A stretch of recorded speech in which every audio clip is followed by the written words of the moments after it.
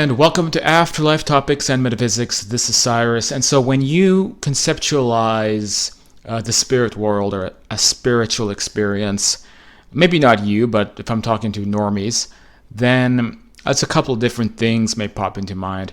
One is a kind of religious or heavenly interpretation. And there's different levels of that. So if people have taken a glance at books in the New Age aisle, they may have a more literal understanding, and they may imagine something that is, I don't know, some prismatic world of clouds and heavenly temples, and or maybe just things with no basis or conception to our life here. So shapes and colors, and a sea of magenta and purple and violet hues, and all these things which very difficult to wrap your mind around as a place that you could actually literally exist in, right? Sometimes there's more religious interpretations. So being in a cloud, a temple, a churchy area, white columns and statues, and a hierarchy and angels with wings. And then the other part of the conceptualization will be people, especially though, who are coming at this from a position kind of ignorance. They may subscribe the spirit world to be something full of phantasms and wisps and ghosts and ghouls and people longing to come back to this world because they can't, because that's why they're dead, and dying is this horrible thing that we all we should all dread. And then once you're dead, you're this ghoul, and you're just trying to come back and incarnate, so you can't, so you just haunt places because because it's such a terrible place to be dead.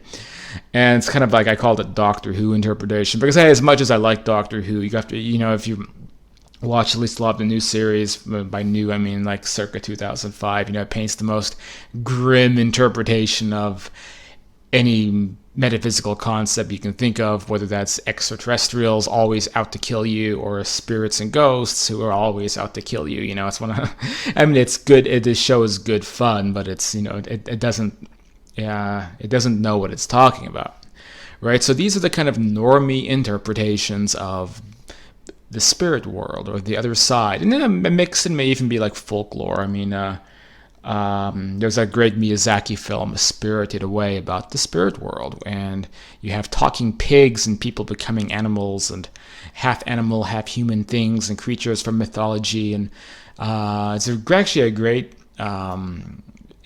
film, because I really do think it does represent the types of places that we may go to in astral projection experiences. But it's not the normal type of place. But I wouldn't be surprised if Miyazaki goes to sleep at night and he's just astral projecting all over the place, and that's how he comes up with those great films like Spirited Away and Princess Mononoke and Howl's Moving Castle and a whole bunch of other ones. I think he has one more film coming out too.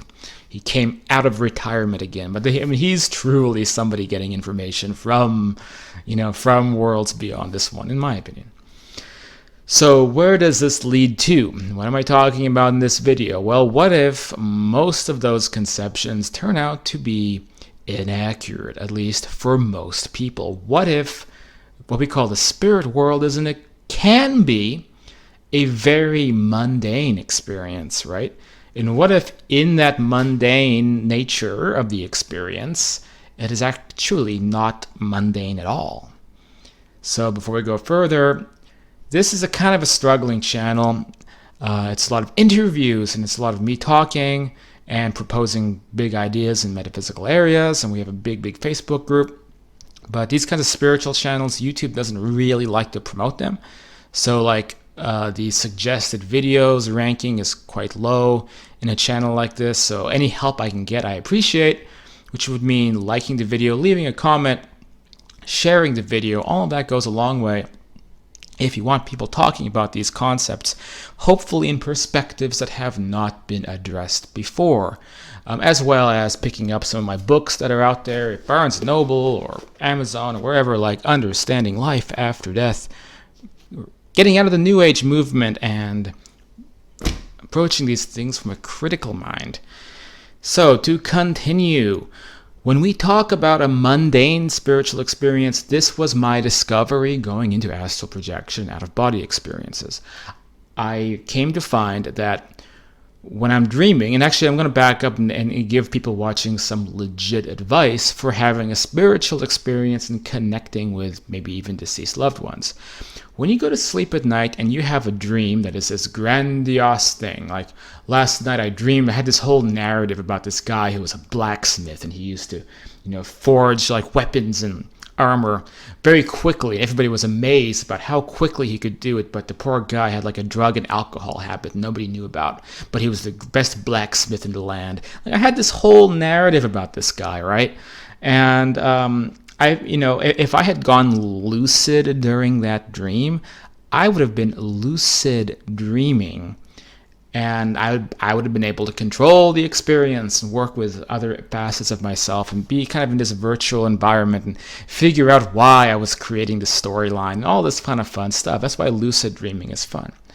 Now, if I had been having a very mundane experience, let's say I am sitting at a table and I'm drinking some tea with somebody I know, and we're just talking about nothing in particular. That, my friends, is most likely or more likely to be a astral experience that's bleeding into your dreams.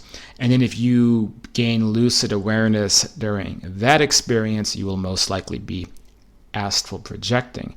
And then you will be in a literal and real place, not something being created in your mind, but your consciousness will transfer into what we call the spirit world.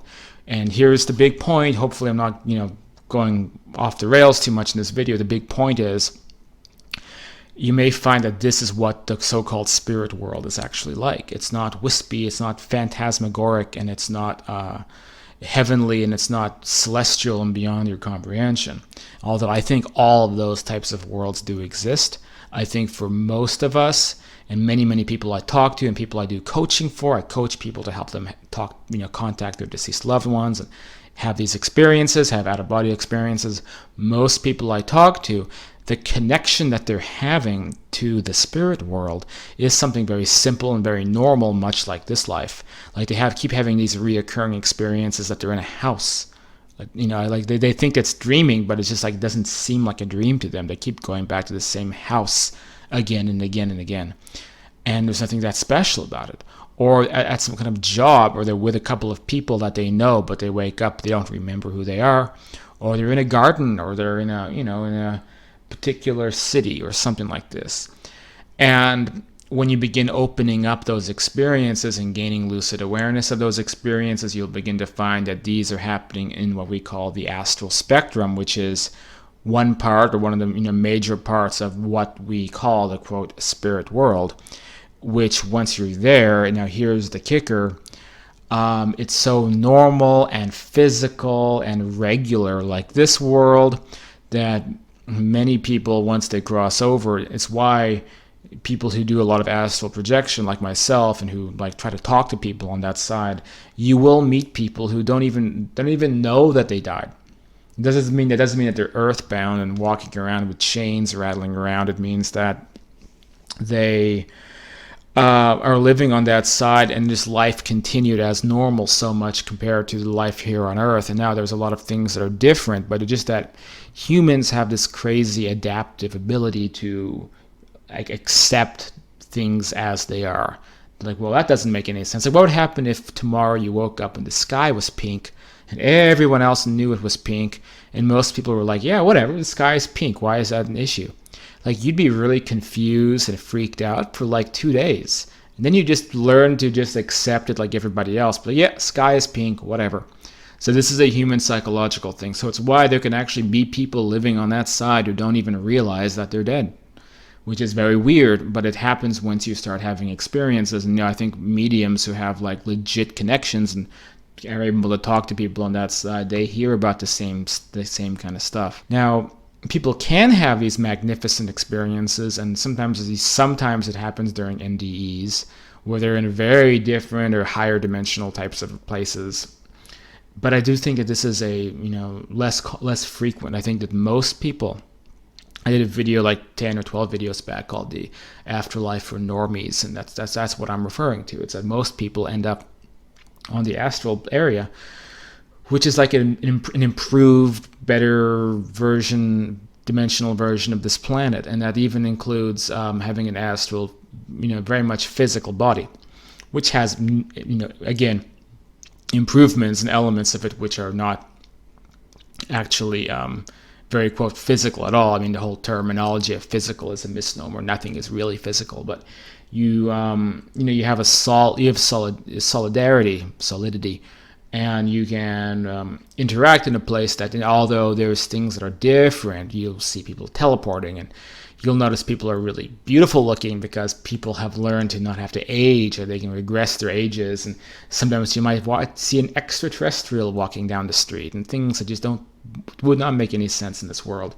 And yet, above and beyond all of that, you have people working in coffee shops, and people working in offices, and people driving cars, and people going about their lives in a world that is truly way more interesting than this world is, with its own politics. I mean, you'll find this if you ever get into an astral state and you prolong it long enough to turn a television on and watch the news, and you'll find out that even this astral world has politics and a nightly news show. Well, of course, probably many nightly news shows, but the point is that it's a continuation, it's a dimensional continuation of this frequency that most of us have parallel lives happening in as we speak. So that's the big secret of existence here, is that actually all life forms are multidimensional. So we may have a life in that dimension, then we may have 20 other lives happening in 20 other dimensions, some of which could really be like outside of our comprehension because they're so crazy and, higher dimensional. But we don't even have any awareness of them, right? And so the big point to remember, that I want you to remember after watching this video, is that if you keep having reoccurring dreams of these really mundane things, like sitting in a coffee shop, dreaming that you're watching a film, and you don't know what the film is, you wake up like, that's interesting. Dreaming you're playing a video game. Dreaming you are hanging around, taking a walk, or in a city and going to the store. These very mundane experiences, you see, they're snapshots. Like if you were to just take a snapshot of your life in a random moment, it would seem pretty mundane. And that's exactly what is happening in these astral snapshots. There's a little just random snapshots of a life you may be leading on that side. The final point I want to make is that what I discovered as an out-of-body explorer, which I talk about in my books, like The Afterlife and Beyond, what I talk about is realizing that those mundane moments were the things that proved the experiences to me, and also showed that it's a real place. It's not in my mind. And I soon found that those mundane things, like,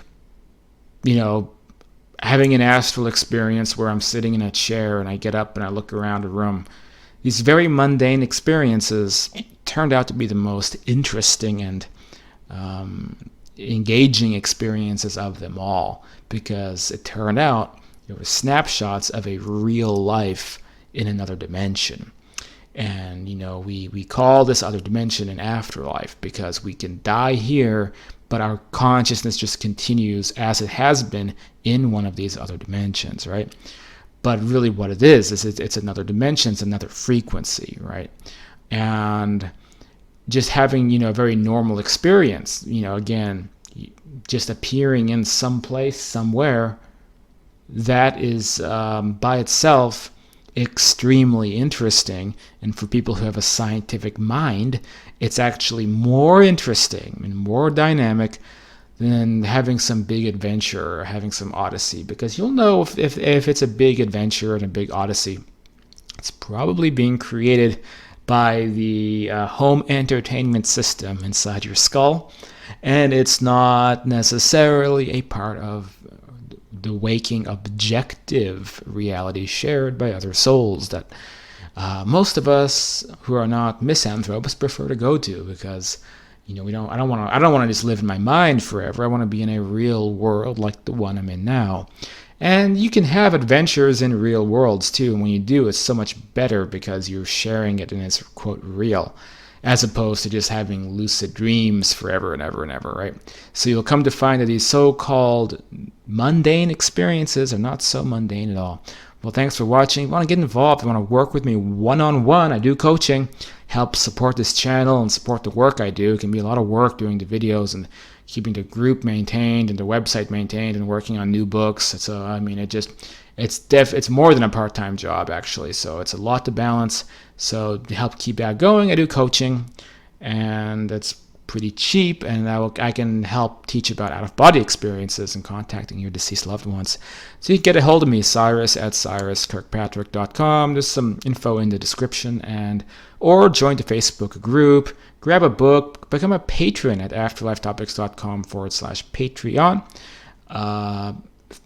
Pretty much 30 and above, I'll throw in the coaching too, and you can join the private group where we do bi-weekly discussions, behind-the-scenes interviews, stuff like that. Hopefully this whole shindig will keep expanding, and it'll turn into something that will help to educate people about what the afterlife is really like, while also, when necessary, sword and shield in hand, sometimes you have to attack the really bad information. There's a lot of bad information out there too. And sometimes I have to do that too. I have to get my hands dirty a little bit. But that's all what we do at Afterlife Topics. Anyway, well, thanks for watching this, and I hope this was of some benefit to you, and I will see you guys on the next video.